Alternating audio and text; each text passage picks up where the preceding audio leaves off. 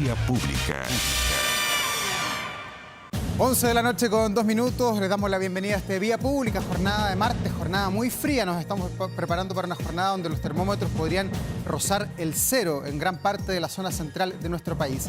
Estamos terminando además un día muy polémico, muy político, con resoluciones. De hecho, el gobierno identificó a casi 8.000 funcionarios como parte del listado de personas que realizó viajes al extranjero durante periodos de licencias médicas, una irregularidad que advirtió la Contraloría y que ustedes lo han visto, lo hemos escuchado en la radio, en la televisión, en los diarios. Hay muchas investigaciones, muchos organismos que se han hecho partes. El Ministerio de Hacienda, el ministro de Hacienda, Mario Marcel, precisó que se trata de 12.503 casos en la Administración Central, una cifra que equivale a unos 8.000 empleados públicos que emitieron más de una licencia, por lo que se trataría de más de un caso por funcionario. Respecto a las sanciones, de momento hay 131 instituciones que iniciaron ya el respectivo proceso administrativo. Se esperan sanciones económicas como la devolución de los montos recibidos, pero también, y esto es importante, medidas administrativas que incluyen la destitución del cargo y también sanciones penales que correspondan a situaciones de fraude al fisco. Además, se indicó que 1.102 funcionarios ya dejaron sus cargos tras incurrir en las infracciones denunciadas por la Contraloría. Ahí están los Seremi que se han ido, los jefes de servicio. El último fue el gerente del metro durante la jornada de este día martes. Queremos, por supuesto, seguir profundizando en este tema, también en otros temas políticos que han marcado la semana. Hubo debate también ahí entre los candidatos oficialistas. Como cada martes estamos acá en el estudio junto a Nerea Palma, investigadora postdoctoral del Centro de Estudios de Conflicto y Cohesión Social, el COES. Bienvenida, Nerea. ¿Qué tal? Buenas noches. Y también Rodrigo Arellano, vicedecano de la Facultad de Gobierno de la Universidad del Desarrollo. Muy buenas noches, Rodrigo. Nerea, ayudándolo a sentir a ambos dos. Por cosas del fútbol. Exacto. Bueno, partamos con el tema de las licencias médicas. Quiero hacer 2 preguntas en uno. Primero, el golpe de la Contraloría. ¿Cuánto afecta la fe pública por todos los organismos involucrados, pero cuánto también fortalece el rol de un organismo público? Claro, en ese sentido son noticias positivas y exactamente también noticias negativas. Positivas en el sentido que las instituciones al menos están detectando, al menos funcionan en ese sentido. Y por lo tanto que estos casos, que son obviamente muy tristes en el fondo, se sepan, habla de manera muy positiva del sistema. Y lo mismo ocurre cuando hay otros casos que hay evidentemente uso indebido de fondos públicos, pero aquí la gracia está en que no fue un medio de prensa que hizo un descubrimiento, que hizo una investigación, sino que más bien la institucionalidad política está funcionando para detectarlo. Entonces esa sería como la parte positiva. Obviamente que la parte negativa está en el uso indebido de fondos públicos, en el fondo. Porque sobre todo teniendo en consideración la capacidad estatal que tiene Chile, que es un estado latinoamericano, que comparativamente tiene mayor capacidad estatal que otros estados, pero que sin embargo está dentro de la región de América Latina y por lo tanto no sobra ningún peso. Evidentemente que cualquier uso indebido de las arcas fiscales no solamente nos tiene que indignar como ciudadanos, sino que también tenemos que pensar el costo de oportunidad que cada uno de esos pesos, ciertos mal pagados a las licencias, se podría haber ocupado en el fondo en otra cosa. Eso como segundo elemento. Y como tercer elemento, y que me parece quizá una noticia positiva también, es que ha habido obviamente reacciones de todos los sectores en que esto se tiene que esclarecer, y no solamente se tiene que esclarecer, sino que además se tiene que tomar todas las medidas necesarias para que esto no vuelva a ocurrir y que además tengan consecuencias graves las personas que se prevé que, porque es cierto que hay algunos casos que aparentemente como fue retroactivo, que estaba de vacaciones, sí, pero todos los demás casos por lo menos que tengan la oportunidad de al menos salir de su cargo o en un sentido digamos más moderado, al menos que tengan una sanción si es que evidentemente se descubre que hubo un uso indebido. Rodrigo, ¿qué tan fracturado queda el Estado de Chile? Son 131 instituciones que tienen al menos un caso, hay muchas que tienen muchos más. Pero ¿qué tan fuerte esto para el Estado de Chile, para la República finalmente? A ver, varias cosas, vamos a sumar también un poquito a la pregunta inicial a Nerea, porque si hasta hace una semana el nombre de Dorothy Pérez era muy desconocido, yo creo que hoy se ha transformado por lo menos en la protagonista de la política y con un conocimiento salvaje, yo creo que una evaluación muy positiva. O sea, el rol que ha tenido la Contralora en esto yo creo que es bien relevante. Todas estas cosas dañan la fe pública. O sea, en minutos en que la confianza en las instituciones políticas viven minutos que son por lo bajo complicados, complejos. Vimos la encuesta CEP, que yo insisto que es una encuesta que permite analizar un poquito más profunda la sociedad, el comportamiento chileno y la confianza de las personas, sobre todo en las instituciones políticas, es de lo más bajo que hemos vivido en los últimos 10 años. Mi decano también está trabajando en un tema de confianza en instituciones y la verdad que es brutal la desconfianza que tienen los ciudadanos en cuanto a la política y a las instituciones vinculadas. Y esto sin duda lo golpea, yo creo que más brutalmente. Entonces, no es una buena noticia, creo que ha sido una buena noticia así como ha reaccionado en todo caso la política, desde el presidente, el gobierno central, los municipios, las corporaciones que se han visto involucrados, creo que han actuado rápidamente, algunos yo creo que se han pasado un poquito más de un pueblo y otros han sido prudentes en un caso que yo creo que también hay que mirarlo con cierto grado de prudencia, porque bueno, hay personas perfectamente que haciendo uso legítimo por algún error están sindicadas, pero golpea. Oye, yo como tengo mucho cariño a mis periodistas, fíjate que esto sí lo destapó un medio de prensa.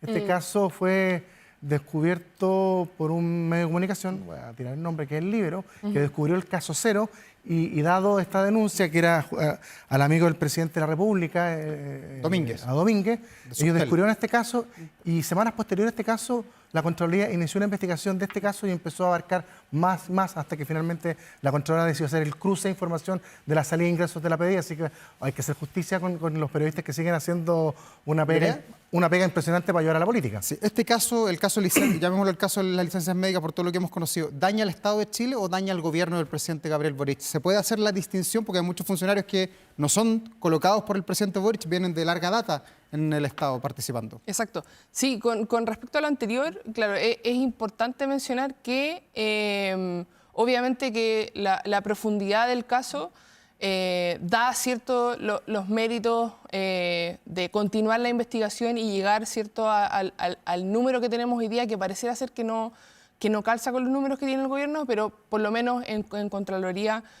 los números, digamos, el número de funcionarios, la cantidad de funcionarios a la que se llegó es absoluta y completamente impresionable y obviamente requiere una investigación profunda que me parece que, bueno, si bien comenzó con un medio de comunicación, ningún medio de comunicación tiene la capacidad, ¿cierto?, para llegar a esa profundidad y obviamente que tampoco tiene la información y para eso también está la Contraloría. Pero son pocos las personas que por lo menos se han conocido mediáticamente que son parte del gobierno del presidente Gabriel Boric. La mayoría, algunos, de hecho el gerente del metro que salió esta tarde trabajaba hace más de 10 años en la empresa. Exacto, y yo creo que ese es un punto tremendamente relevante porque es súper fácil intentar cualquiera de los dos sectores, sacar provecho político de esta instancia, porque además también hay municipalidades que están involucradas y que están dentro de los casos que tienen mayor número de funcionarios que podrían posiblemente haberse aprovechado de licencias médicas para salir del país. Y asterisco también, obviamente, que esto también ha sido discutido, este es el número de personas que han salido del país. No sabemos las personas que utilizaron licencia y tuvieron vacaciones y estuvieron dentro, obviamente, del país, que quizás puede ser una investigación, un dato mucho más difícil de llegar. Pero la Contralora decía en la tarde en el Congreso que tenía ya cómo llegar a ese tipo de datos. Exacto, y ahí está en el fondo la importancia no solamente de la Contraloría, sino que además de que las instituciones funcionen, porque sería muy sencillo que nos quedemos acá y que además, como es un número tan grande de casos, solamente nos dediquemos a esta discusión y no nos centremos en discusiones que son mucho más a largo plazo, que son qué está pasando, no solamente a nivel laboral, sino que qué está pasando dentro del Estado, no en el gobierno, dentro del Estado, que estas son prácticas no solamente que son recurrentes, o sea, eso ya nos queda, con el número de casos nos queda claro que es una práctica recurrente.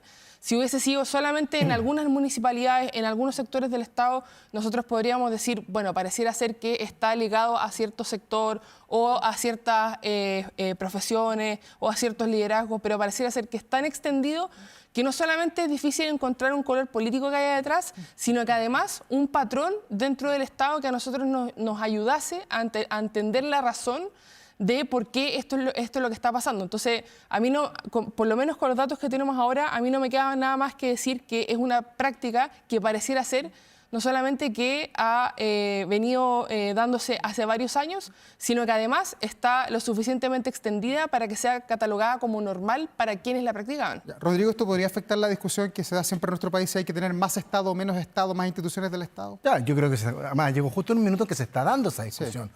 Recordemos que hace 2 semanas probablemente, no recuerdo en qué instancia fue, pero justamente en el Congreso de la Cámara Chilena de la Construcción, que efectivamente hubo una crítica muy brutal por parte de los candidatos opositores al crecimiento exponencial que ha tenido este gobierno en la contratación de empleados. Hablaban de más de 100.000 empleos públicos en este gobierno.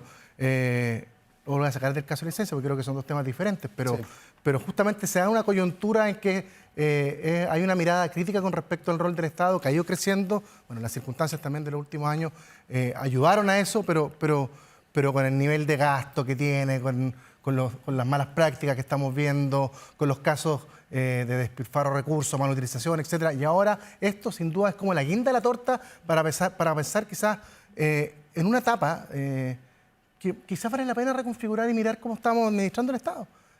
Nosotros nos caracterizamos en este país habitualmente de crisis profundas, o políticas, económicas, siempre sacamos lecciones y hasta el minuto hemos logrado enmendar el camino siempre, incluso hasta las crisis más graves como la que tuvimos el 18 de octubre, 19 de octubre después del estallido social, logramos salir con una salida democrática.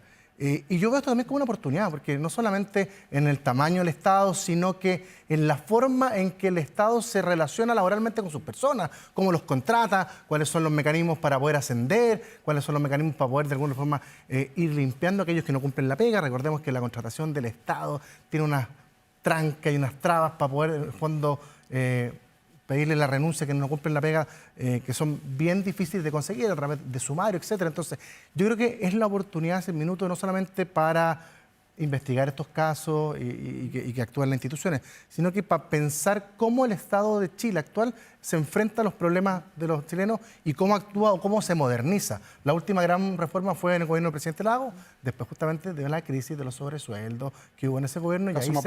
Exacto. Entonces, yo lo veo como una oportunidad, Daur. Creo que esto es una oportunidad para no solamente para pensar el futuro, sino que para reconfigurar cómo queremos un Estado más eficiente para los chilenos. Y este caso, el caso licencia, más el caso Procultura, más el caso Monsalve y otros que pueden aparecer... Es que yo te iba a decir, la coyuntura es muy injusta a veces con los gobiernos.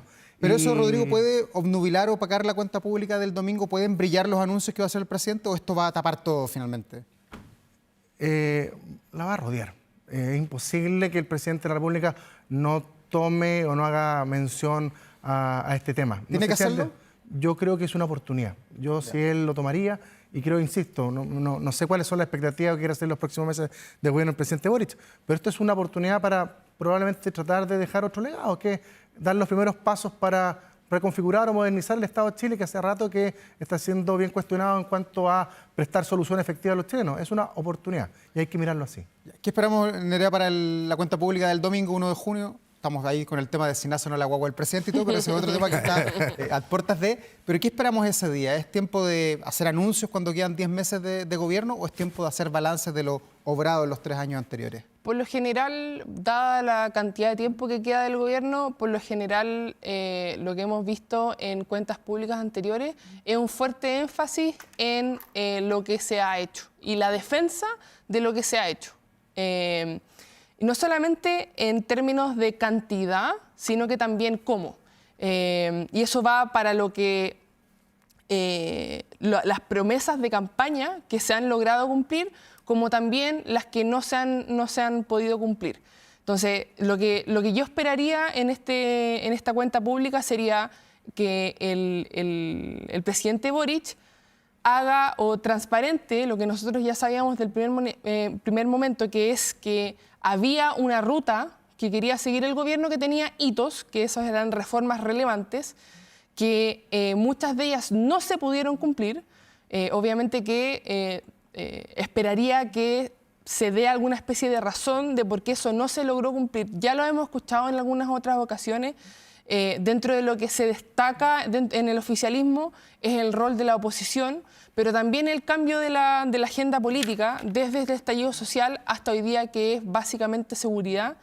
y que yo agregaría ahora probidad y corrupción. Pero debería haber un mea culpa del presidente, sobre todo en el caso Procultura, en el caso Monsalve, que ha sido tan mediático, donde las culpas para muchos llegan al Palacio de la Moneda. Exacto, sí, o sea, estos casos, si bien me parece que no recae el 100% de la responsabilidad en el Ejecutivo, sin duda que el Ejecutivo tiene mucho que decir y mucho que explicar en estos casos, y que me parece que sería un error no mencionarlos. ¿Ya? O sea, ni siquiera es me parece a mí que es un aspecto de tener que asumir toda la responsabilidad, digamos, y rasgar vestiduras, sino que más bien un mea culpa sincero, en el entendido, y el mismo presidente lo ha dicho, en que es verdad que las personas pasan y generaciones pasan, pero las instituciones son las que quedan, y en el fondo lo que nosotros tenemos que defender, no solamente como ciudadanos, sino que también candidatos y personas que están dentro del Estado, es básicamente la institucionalidad política. Rodrigo, a puertas de la cuenta pública, ¿cómo se lee desde la coyuntura la decisión que tomó el gobierno de presentar mañana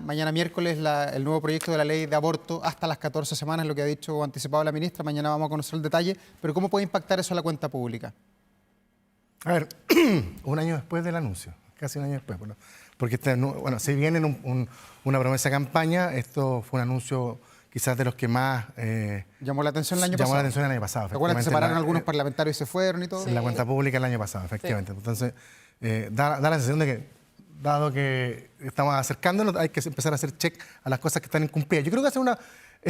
voy a responder tu pregunta, pero creo que lo primero que yo quiero hacer una cuenta pública alegre para el presidente. Yo coincido con Nerea, las últimas cuentas públicas de los presidentes tienden a ser balances de su gestión.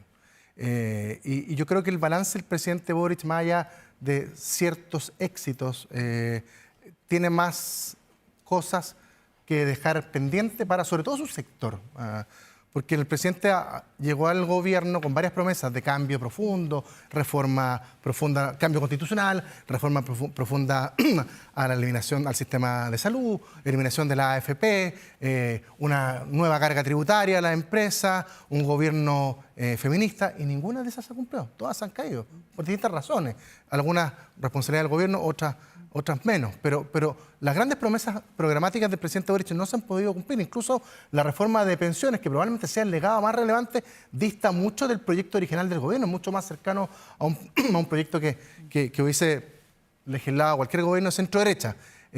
Por lo tanto, yo tengo la impresión de que, si bien va a ser un balance que no es dulce para el gobierno, ni menos para el presidente, él tiene que buscar la forma de proyectar su liderazgo a futuro.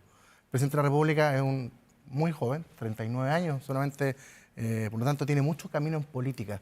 Y él debe de alguna u otra forma volver a acariciar ese porcentaje, ese 20-30% que ha sido leal a él durante todo su gobierno, pero fue el que le permitió llegar a la moneda y ganar en primera vuelta. Entonces, y proyectarlo al futuro. Y yo tengo la sensación de que su discurso va a estar en lógicas identitarias, en el fondo, ley de aborto, acelerar el trámite de la eutanasia, que son proyectos que finalmente generan un contraste, polarizan, pero a él lo consolida como una figura que representa un bloque. Y yo creo que hacer un discurso de proyecto futuro ideal del centro que él refleja, del centro izquierda de la cual es parte él, y también pensando en el futuro del Frente Amplio y de él. Entonces, yo creo que el proyecto el anuncio de la ley de aborto, la ampliación de las causales, se enmarca en esa lógica, en la lógica de poder recuperar, cautivar y volver de alguna forma a encantar a ese electorado que probablemente va a mirar con ojos distantes lo que se avanzó en este gobierno en la lógica de la ideología de este grupo de la ciudadanía. Y en esta semana que debería ser buena para el gobierno por los sumarios, por la forma como está afrontando el caso de las licencias médicas, por las expectativas que hay para la cuenta pública, ¿cuánto impacto tiene lo que conocimos ayer de Manuel Monsalve, esta aparente doble vida que llevaba con la revisión del celular, lleno de fotos, con aplicaciones de mujeres, con chat con mujeres colombianas? Mucha gente hoy día decía, bueno, ¿en manos de quién estábamos? O sea, se entregó la seguridad a una persona que no tenía las competencias probablemente para ser el eventual ministro de Seguridad. Nerea. Sí, o sea, varias cosas con respecto a eso. Y varias cosas para decir para atrás también, por ejemplo, de la presentación de la ley de aborto y la cuenta pública. Pero la vamos a dejar con un pin para el análisis después de la cuenta pública. Pero en el caso de Monsalve hay varias cosas que preocupan. Una de ellas, y me parece que una de las más graves, al menos de los nuevos antecedentes, una de las más graves es que pareciera ser que muchos de los sitios que él visitaba no tenían la seguridad suficiente para que un alto mando del Poder Ejecutivo los visite y sobre todo desde su celular personal. O sea, un hacker podía meterse a su celular y saber todos los secretos de Chile. Exactamente. Hay páginas, nosotros ya sabemos, ¿cierto? Llevamos muchos años utilizando Internet y sabemos que no todas las páginas son igual, ¿cierto?, de seguras que otras, y hay páginas, así como hay software y aplicaciones que cuidan tus datos de mejor manera que otras. Entonces, pareciera ser que esa es una de las preocupaciones nuevas que se abren ahora respecto de estos nuevos antecedentes, porque el resto, respecto de la vida privada, así como también, no sé, pues las conversaciones que tenía Hermosilla respecto a ucranianas, me parece a mí que va más al ámbito privado y que obviamente que es una noticia súper sabrosa. Pero sirve para hacer un conocer, perfil de contexto de la persona. A mí me parece que en realidad lo más grave de esto es que esto está vinculado con, más que el perfil de la persona, yo diría la falta de cuidado, no solamente de él como representante del Ejecutivo, sino que de la institucionalidad política. Y esto no se trata de que cuando una persona tiene un cargo importante en el Poder Ejecutivo, deje de lado todas las cosas que hacía antes o que no tenga espacio para la recreación o incluso el placer, sino que más bien se trata del cuidado de la institucionalidad, sobre todo en el entendido en que es una persona que maneja información política clave dentro del Estado. Y eso, el poco cuidado que tenía con eso, no solamente lo vemos con su uso del celular, sino que también salir sin escolta, por ejemplo, exponerse a que no solamente que se use información de su celular, sino que también esté comprometida, digamos, el legado que el gobierno decía que quería tener con respecto a demandas feministas, que obviamente se está intentando impulsar a través de la ley de aborto, pero que evidentemente el caso Monsalve se convierte en un talón de Aquiles inevitablemente. Entonces, desde esa perspectiva, el liderazgo de Monsalve, que se veía muy positivo, incluso con proyecciones senatoriales, incluso con proyecciones ministeriales, termina siendo un peso tremendamente relevante para el gobierno y me parece que peor para el oficialismo, para la proyección del oficialismo, sobre todo en estas materias. Rodrigo, este lastre, ¿hasta cuándo va a arrastrarlo el gobierno del presidente Boric? ¿O va a llegar más allá del gobierno del presidente esto Boric? va a ser...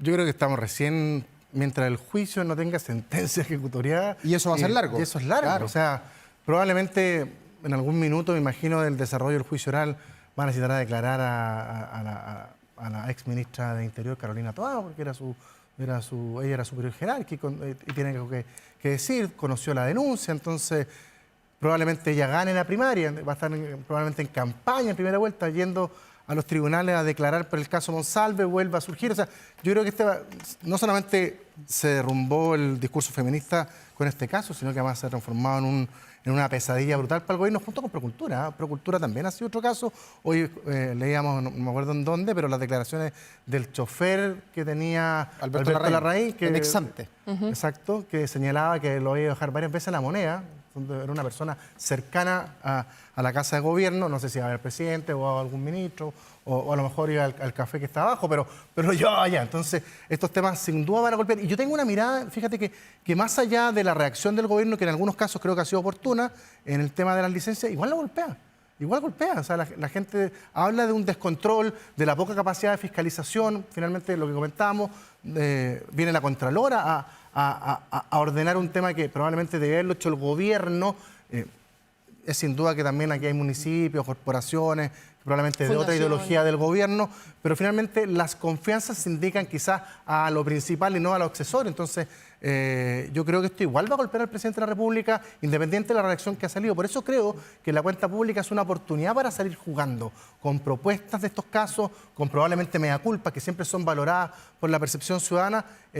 Y lo que ha pasado habitualmente es que además el presidente es un gran orador, entonces puede de alguna otra forma utilizar esa tribuna perfectamente para tratar de hacer mea culpas con propuestas y con mirada, sobre todo para su proyecto político futuro, con proyectos más identitarios, pero a ver cuánto dura, porque efectivamente el caso Procultura sigue avanzando, el caso Monsalve sigue avanzando, probablemente las licencias médicas van a seguir golpeando de alguna forma justa o injustamente al gobierno, pero la verdad que yo creo que esto se va a transformar en una pesadilla, profecía autocumplida para que lo pase mal el oficialismo y sobre todo el presidente, que hemos visto que tenía cierta cercanía con ambos personajes que están mayormente implicados en los dos casos. Bueno, eso con el gobierno, pero hablemos de lo que viene, que son las presidenciales. Tuvimos debate hace pocas horas, día lunes comenzó la semana con un debate, el primer debate oficialista. Ya se ven estrategias, ataques a un candidato u otro. ¿Quién ganó este primer debate, Nerea? ¿Lo ganó Carolina Toá, Janet Jara, Mulet, el diputado Winter?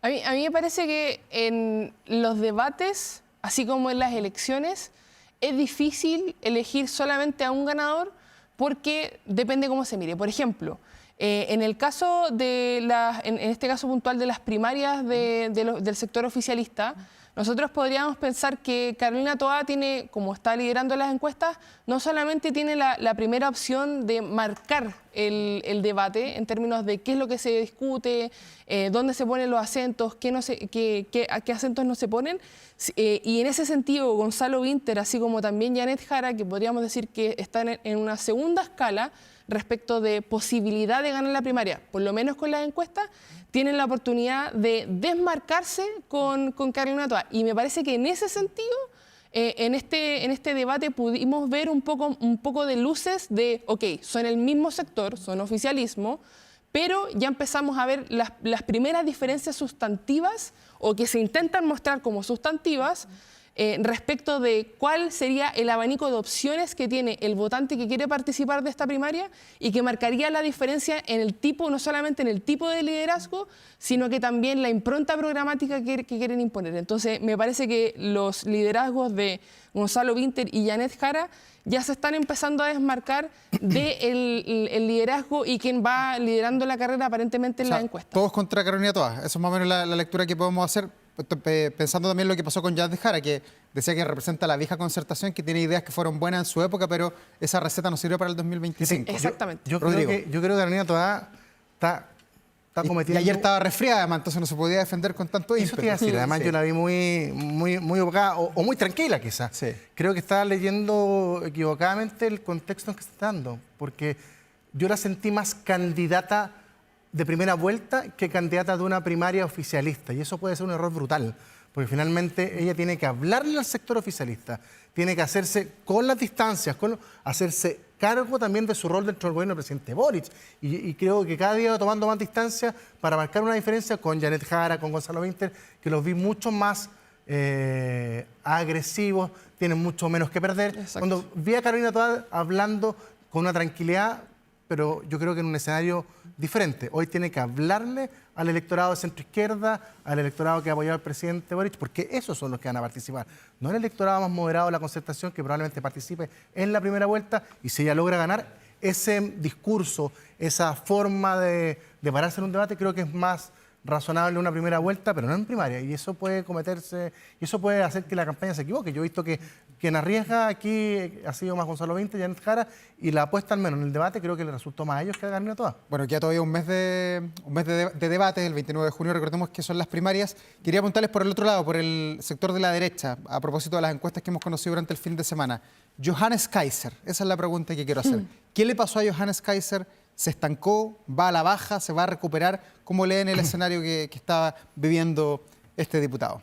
Bueno, el diputado Kaiser está viviendo y ha vivido desde que al menos inició su discurso o al menos declaró que iba a ser precandidato presidencial, estaba viviendo días, meses claves. ¿En qué sentido? En que si bien es un diputado, tiene representación en el Congreso, a nivel nacional quizás no era lo conocido que es hoy día, ¿ya? Entonces, lo que nosotros podemos interpretar, al menos en el contexto de hoy día, 27 de mayo del 2025, es que en la medida en que se ha ido haciendo más conocido a nivel nacional, más hemos conocido sus opiniones políticas, algunas que han sido más pensadas, mesuradas y que se han sostenido en el tiempo, y otras, porque no se conocía, ha tenido que hablar de temáticas que simplemente antes no había mencionado. Como las vacunas. Como las vacunas. Entonces, ahora que tenemos más conocimiento de quién es el candidato Kaiser, pareciera ser que entre más se sabe de él, pareciera ser que más apoyo se le resta en las encuestas. Y que eso, si lo vemos en números, por lo menos con la encuesta, más se le va sumando sobre todo estoy pensando en la encuesta CEP, y la encuesta Cadem, más se le va sumando a Kast. Entonces pareciera ser que el electorado de ultraderecha no necesariamente va a decir, bueno, no voto por Kaiser, pero voto por Matei. Pareciera ser que ese movimiento se hace a Kast en su mayoría, lo cual de alguna u otra manera no solamente es negocio para Kast, sino que también para Evelyn Matei, desde mi perspectiva, porque eso significa que el electorado donde ella puede seguir creciendo está más al centro que a la ultraderecha. ¿Lees de la misma forma este fenómeno Kaiser que para muchos se está desinflando cuando estamos corriendo el fin de mes de mayo? Coincido en la hipótesis, pero yo creo que hay unas variables ¿Pero se va a diferentes. recuperar? O... Fíjate, Davor, yo creo que Johannes Kaiser tuvo la virtud en un minuto saber capitalizar su oposición al gobierno. Creo que él se alimentó mucho de eso, de la novedad y de ser quizás lo más opuesto a un gobierno que no pasa por un momento muy particularmente feliz. Ha ido también manteniendo una baja aprobación. La CEP lo dejó en 20 puntos, una quizás de las más bajas. Pero ese alimento, esa capitalización fue muy poco en la medida de que tampoco al mismo tiempo no tuvo la capacidad de demostrar ni programas, ni equipo, ni experiencia. Yo voy a insistir en ese concepto que creo que lo he dicho casi todos los programas, pero creo que en esta elección la experiencia política, la historia vinculada a temas públicos va a ser súper relevante para el votante, para el ciudadano. O sea, ¿qué hiciste por la vida? ¿Qué has hecho por la vida? ¿Qué has hecho por este país? ¿Cuál es tu experiencia? ¿Tienes contacto con el mundo público? ¿Has tenido...? Y en eso creo que Kast, que fue concejal, fue diputada por varios años, jefe de bancada, Matei, que fue diputada, senadora, alcaldesa, ministra, pueden lucir mucho más que Kaiser, y eso de alguna otra forma yo creo que es bastante claro que ya no está subiendo, sino que por el contrario va a la baja, y que parte de eso también ha alimentado la consolidación de José Antonio Kast en un segundo lugar. Las encuestas nuestras dicen que todavía hay una distancia entre Evelyn Matei y José Antonio Kast, pero efectivamente la baja de Kaiser alimenta más a Kast que a Matei, y vamos a ver si Kaiser llega. Él dice que va a llegar, yo tengo mi duda. Creo que oye, y lo otro, que además es un elemento bien relevante, no solamente la baja en adhesión en la encuesta, sino que este fin de semana fueron las elecciones del Partido Republicano, votaron 6.000 del Partido Libertario, Libertario. y votó solamente un 14% del padrón, cuando era la primera elección de un partido, cuando están con un candidato presidencial que supone que hay más motivación, y no solamente convocaste menos gente que todos los partidos tradicionales. Otra señal importante. Rodrigo, Nerea, muchas gracias por estar aquí. Vamos a estar atentos a lo que pasa el domingo en el Congreso Nacional y nos reencontramos el otro martes. Junio, avanza el año. Exacto. Que les vaya muy bien, gracias por estar aquí. Ya pues, nos vemos. Y ustedes recuerden que ahora Kame ERP tiene inteligencia artificial incluida sin costo en todos sus planes. Con Kame tienes toda tu información financiera en la palma de tu mano y gracias a KI, su inteligencia artificial, comprenderás mejor tus números y tendrás las mejores recomendaciones para tu negocio. Toda la información está publicada ahí en kame.cl. Vamos a la pausa, enseguida estamos de regreso aquí en Vía Pública.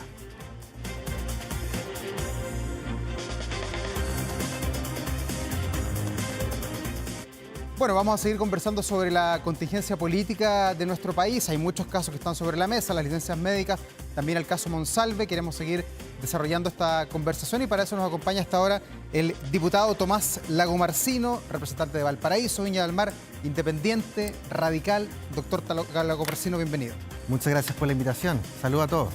Bueno, partamos con el tema Monsalve. Usted ha estado bien vinculado a ese tema, participó en la comisión investigadora. ¿Cómo toma estos nuevos casos, estos nuevos antecedentes que conocimos hace pocas horas de que el ex subsecretario encargado de la seguridad tenía chat con damas de compañía, se metía a páginas que eran irregulares desde el punto de vista de la seguridad que tenía que proteger?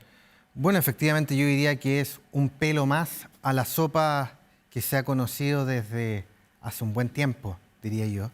Y en ese sentido, más que entrar al detalle de cada uno de los nuevos antecedentes que hemos conocido, yo prefiero finalmente quedarme con el concepto que une a todo ello, que es que finalmente la persona que estaba encargada, el mandamás de la seguridad pública de nuestro país, quien probablemente hubiera sido el primer ministro de Seguridad Pública si no hubiera estallado este caso, claramente no estaba muy preocupado de las materias que le eran concernientes. ¿Pero eso implicó que él obró mal cuando era el subsecretario del Interior? ¿O usted separaría ambas cosas? No necesariamente obró mal desde la perspectiva de la función pública propiamente tal. Ahora bien, claramente el uso indebido del sistema de inteligencia es una cuestión que claramente lo hace estar en entredicho desde su misma función pública.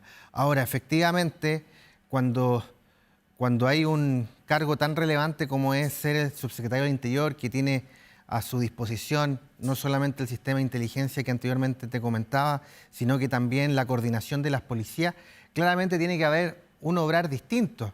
No es cualquier persona.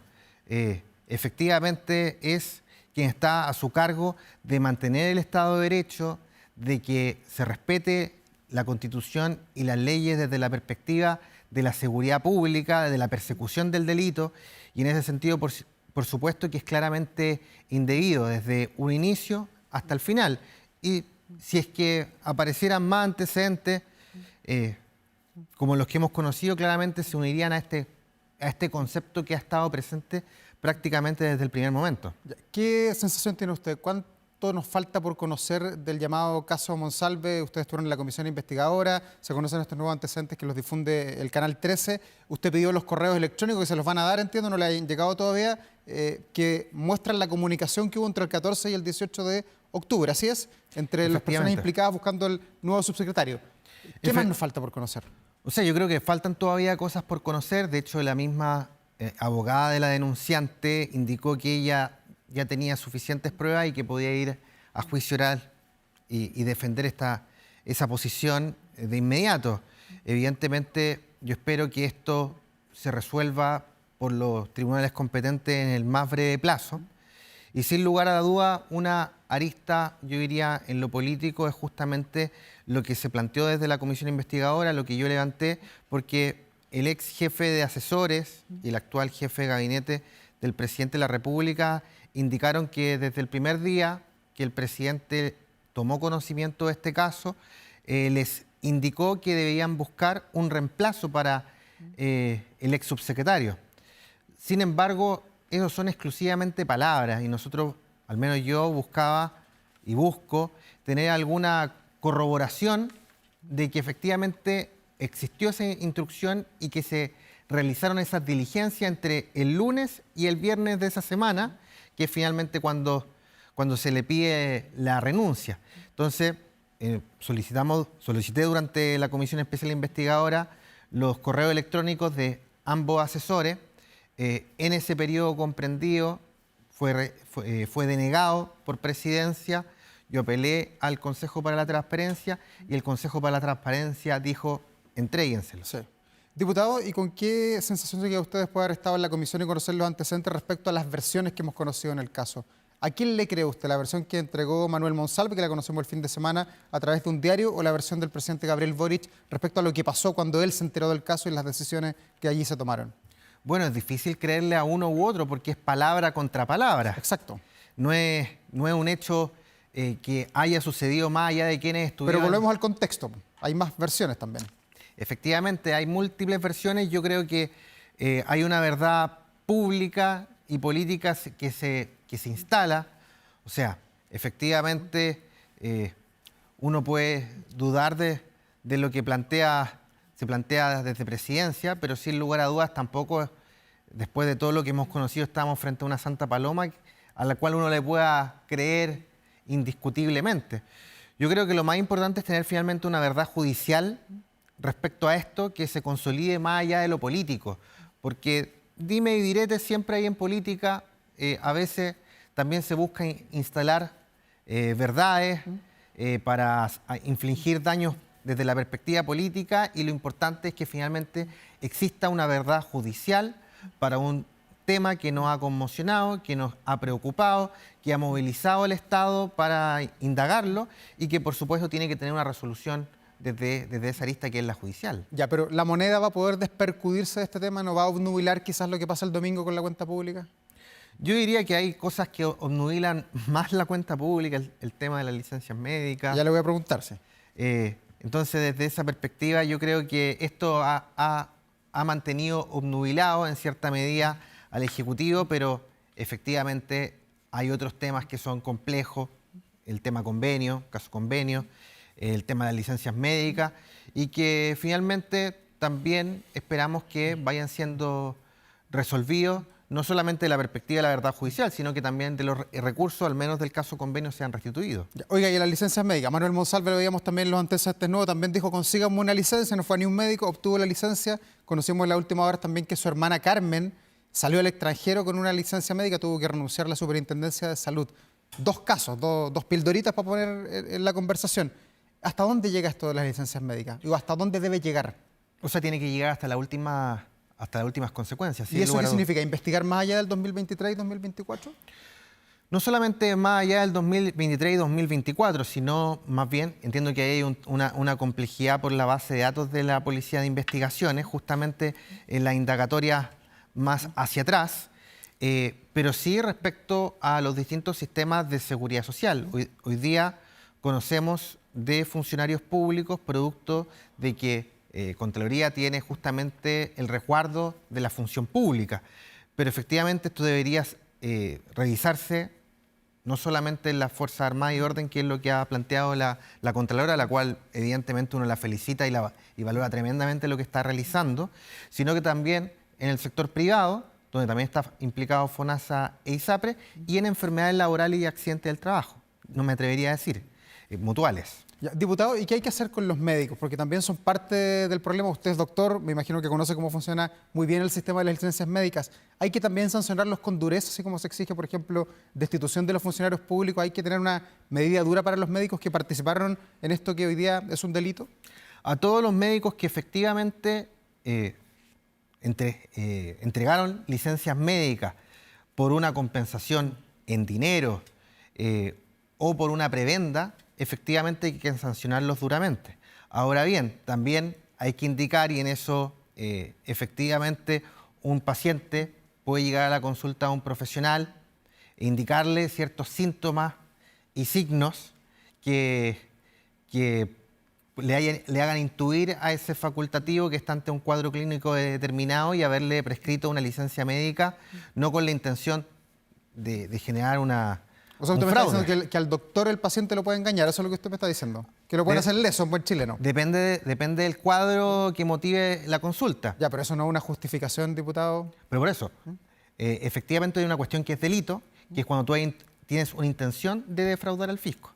Pero, por ejemplo, muchas veces pasa, y también en el ejercicio profesional, no quiero dar detalles porque sería entregar información de cómo engañar a los médicos para obtener... Pero usted dice que algunos doctores pudieron haber actuado de buena fe, que fueron engañados por los pacientes, ¿eso me está diciendo? O sea, yo creo que efectivamente aquí puede haber detrás lo que hemos conocido, no solamente de los grandes emisores, sino que microemisores que conseguían prebendas con esto. Y a esos hay que sancionarlos con dureza.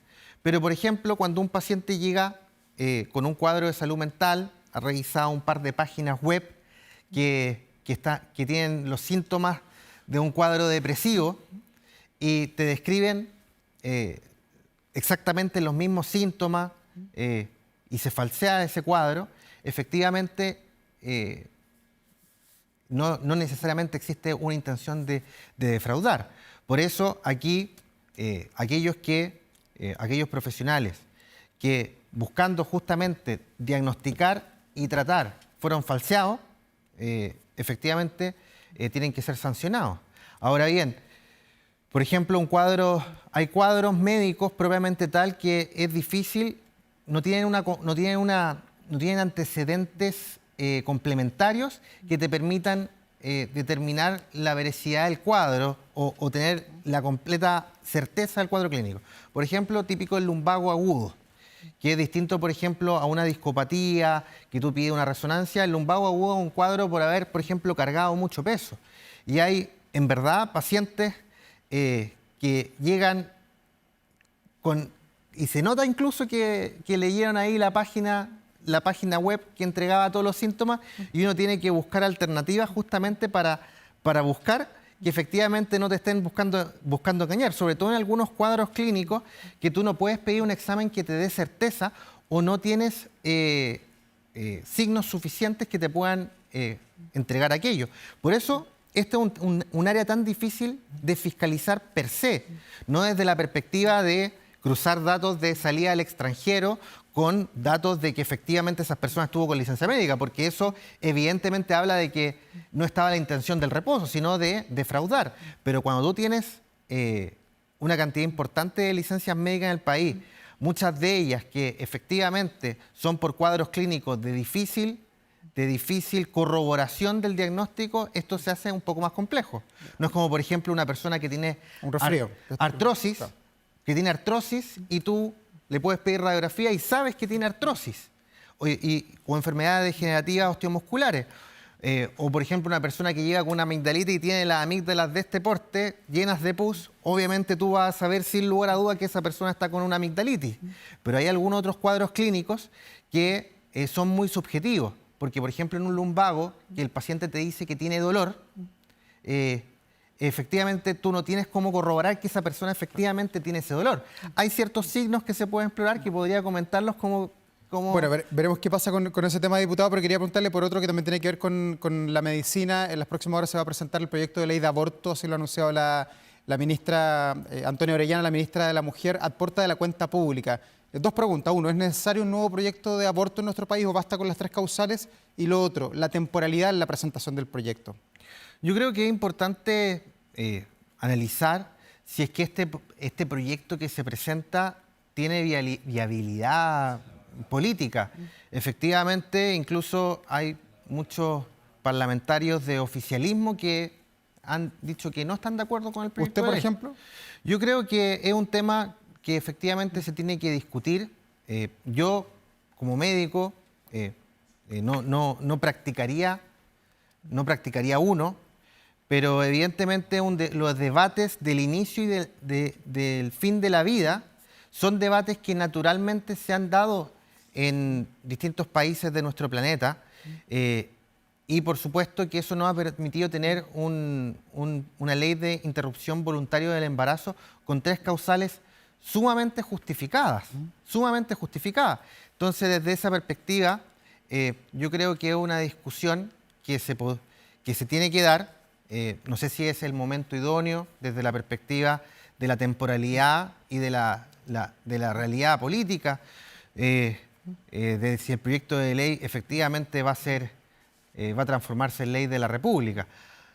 Yo creo que hay muchas materias relevantes a analizar hoy día. ¿Más importante que la ley de aborto?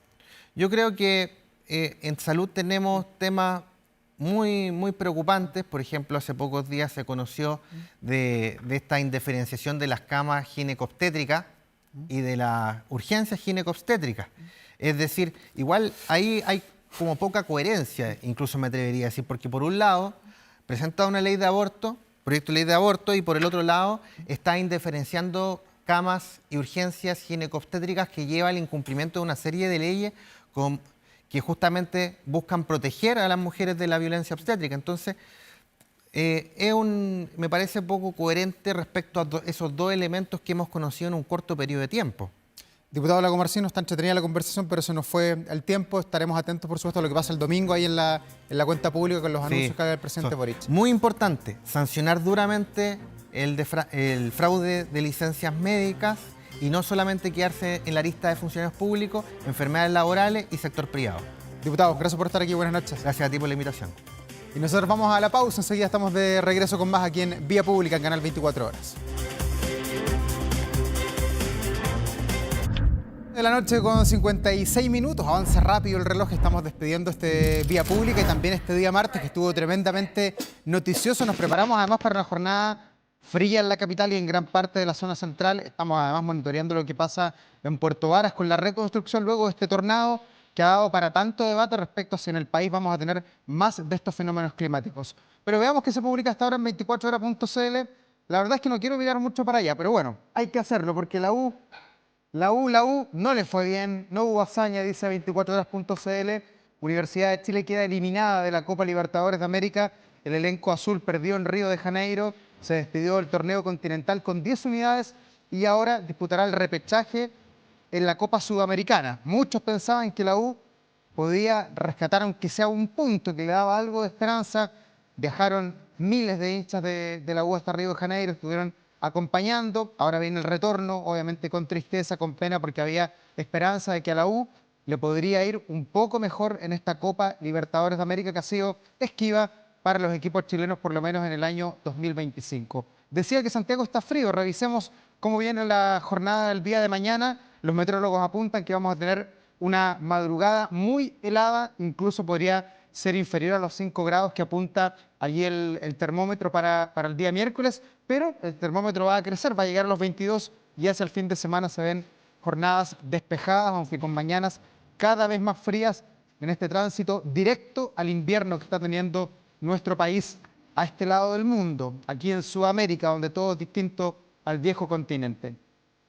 Despedimos esta vía pública con el inigualable Lenny Kravitz, que celebró su cumpleaños número 61. Dueño de una carrera que trasciende de la música y lo posiciona como un verdadero ícono, este cantante con más de 40 millones de discos vendidos en todo el mundo y 4 premios Grammy a su haber, ha dejado una huella imborrable gracias a que las hace todas. Tiene una fusión única de rock, de soul, de funk, de reggae, de blues. Lo que usted le pida, en 3 tiempos está listo. El año pasado, Kravitz lanzó su nuevo álbum, Blue Electric Light, reafirmando su vigencia y creatividad.